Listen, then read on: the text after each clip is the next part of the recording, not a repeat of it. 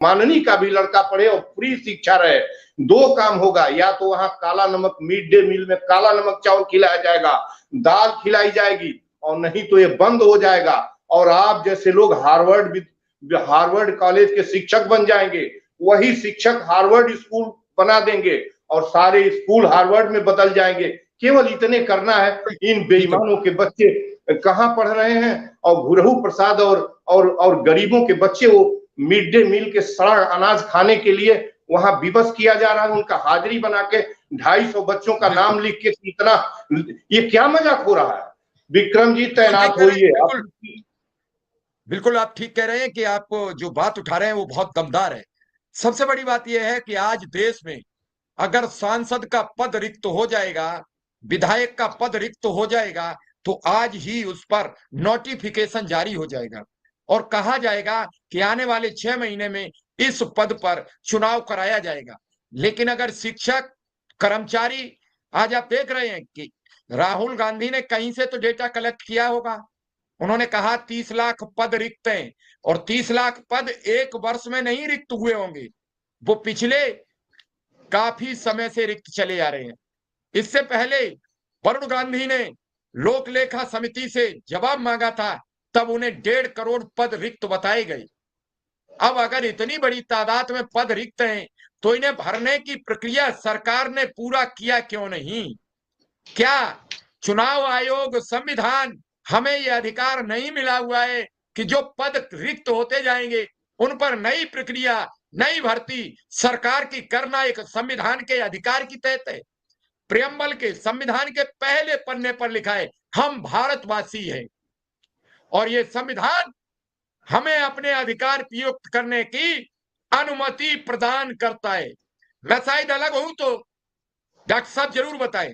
पहले पन्ने पर लिखा है हम भारतवासी, और जब हम भारतवासी हैं और संविधान मेरा है तो मुझे अधिकार क्यों नहीं उन सांसद विधायकों के खाली पद भरने के लिए?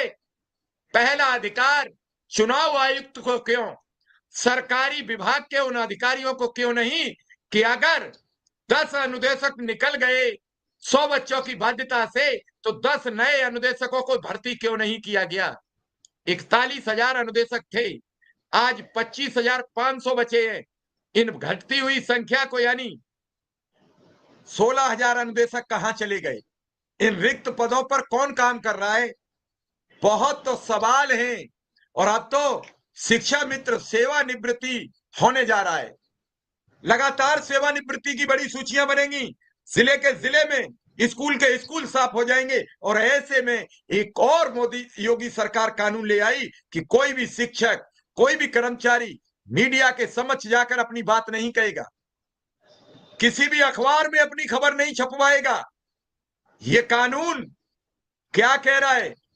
आप उस घोड़े की तरह बना दिए जा रहे हैं जो घोड़ा तो दौड़ रहा है विकास के लिए, लेकिन उसके लगाम लगा दी गई और उसको एक मुकुट पे चेहरा पहना दिया गया कि न दाएं देखोगे न बाएं देखोगे, केवल सरकार के आदेश की पूर्ति का प्रतिपालन करोगे। मीडिया में बोलोगे नहीं, आवाज उठाओगे नहीं, लखनऊ आओगे तो एस्मा के अंतर्गत आप पर कार्रवाई की जाएगी, धारा 144 लगी रहेगी। और अगर ऊधम मचाया तो 2 मिनट में नौकरी से निकाल बाहर कर दिए जाओगे। नहीं तो कोई सोशल मीडिया पर आकर बकैती करेगा, आपको गालियां देगा, जीने का अधिकार छीन लेगा, आपको मुश्किल हो जाएगा जीना। ये कौन करवा रहा है? कौन करवा रहा है? कौन करवा रहा है? सरकार के सहयोग से। अगर कोई मुस्लिमों का बच्चा एक फोटो शेयर कर दे तो उत्तर प्रदेश की पुलिस घर से खोज लाती है।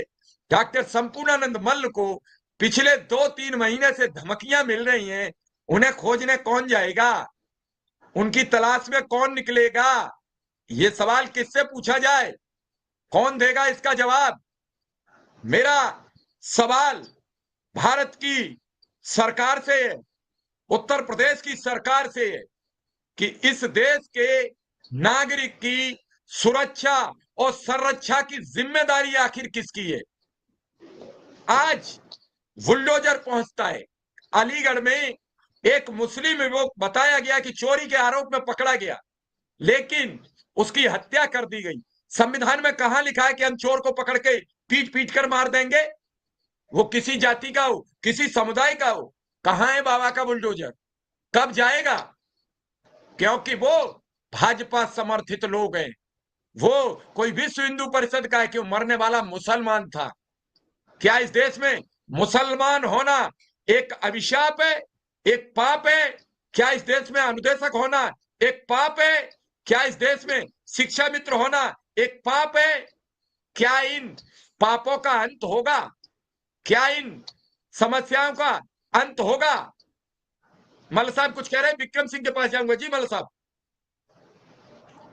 मैं ये कह रहा हूं कि देखिए, मूल बात यह है ना कि जैसे शिक्षा मंत्री है, उसका वो कभी पढ़ा ही नहीं है, शिक्षा ही नहीं उसने ग्रहण की। जैसे कोई डिफेंस मिनिस्टर है, वो वो वो डिफेंस के बारे में कुछ नहीं जानता। साइंस टेक्नोलॉजी मिनिस्टर है, विज्ञान से उसका पाखंड अंधविश्वास का व्यक्ति साइंस मंत्रालय लेके चला रहा है। तो मैं आपसे ये कहने की कोशिश कर रहा हूं कि अब नमस्कार साथियों, स्वागत है आप सभी का आज की इस नई वीडियो में। ये वीडियो आप सभी शिक्षा मित्र साथियों के लिए काफ़ी ज़्यादा महत्वपूर्ण होने वाली है। दरअसल आपके समायोजन को लेकर के हाल ही के अंदर की एक वीडियो की क्लिप है, जहां पर उस वीडियो की क्लिप में कुछ बयान साझा किए गए हैं। उन बयानों को आपके मध्य में प्रेषित करेंगे। सभी साथियों से एक रिक्वेस्ट है, वीडियो को आप पूरा देखें। चैनल को अभी तक आपने सब्सक्राइब नहीं किया है, सब्सक्राइब भी कर लें। अब चलते हैं अपडेट पर। अब उम्मीद छोड़ दीजिए शिव कुमार जी, और मैं सभी यंग लोगों से, ये सभी रिटायर हो जाएंगे और इसी तरह बहस करते करते खत्म हो जाएंगे, और और कुछ मिलने वाला नहीं है। मैं आपसे भी और विक्रम जी से भी कह रहा हूं बार बार कि आप मुस्तैदी के साथ तैयार होइए अपनी टीम को, फिर आपको ऐसे ही पलझा के झूठ बोल के चुनावों के साथ ले आके अंत तक काम निकालेंगे, कुछ भी नहीं करेंगे। इसलिए कि इनके एजेंडे में शिक्षा नहीं है, शिक्षा को ये दफन करेंगे। अभी शिव कुमार जी बोल रहे थे, शिव कुमार जी, विगत 10 वर्षों में ये पॉलिसी इतनी इतनी एक्सप्लोसिव हो चुकी है कि मुस्लिमों के घर, मुस्लिमों के उनके जुर्म को खोज खोज के उनको दमित किया गया है। ये अच्छा नहीं है, ये अच्छा नहीं है। और शिव कुमार जी, उसका परिणाम आपके सामने सामने आया है कि दफन कर दिया सबों ने इस जो है एक नफरती हुकूमत को। दफन जो कहा जाता है, ये नरेंद्र मोदी कहने के लिए पीएम बने हुए हैं देश के, और रहना वैसे भी नहीं है। इन्होंने जो किया है, मैं बोला ना कि जितने महापाप इन्होंने किए इस मुल्क के साथ, इतिहास के पन्ने में वो पाप नहीं हो सकता।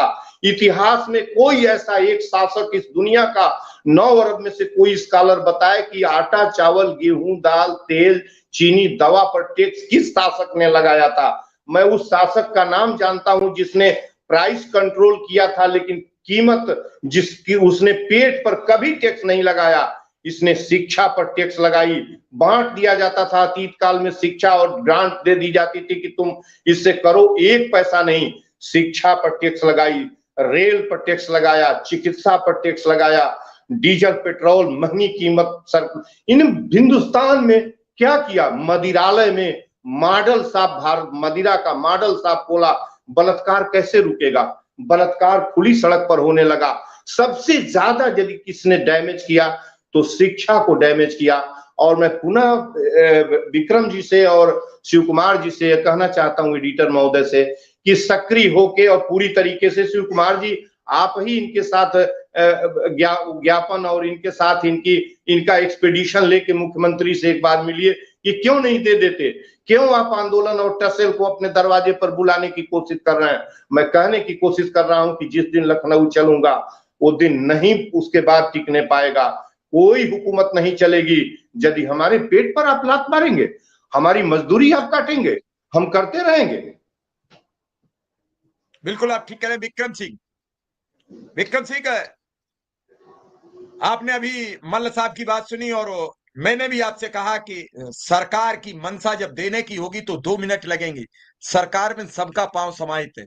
सरकार उस गज की तरह, उस हाथी की तरह जिसमें सबका पांव समाहित है। सरकार जब चाहे घोषणा कर सकती है, सरकार को कौन रोकता है? और जब चाहे तब दे सकता है, सरकार को कौन रोक सकता है?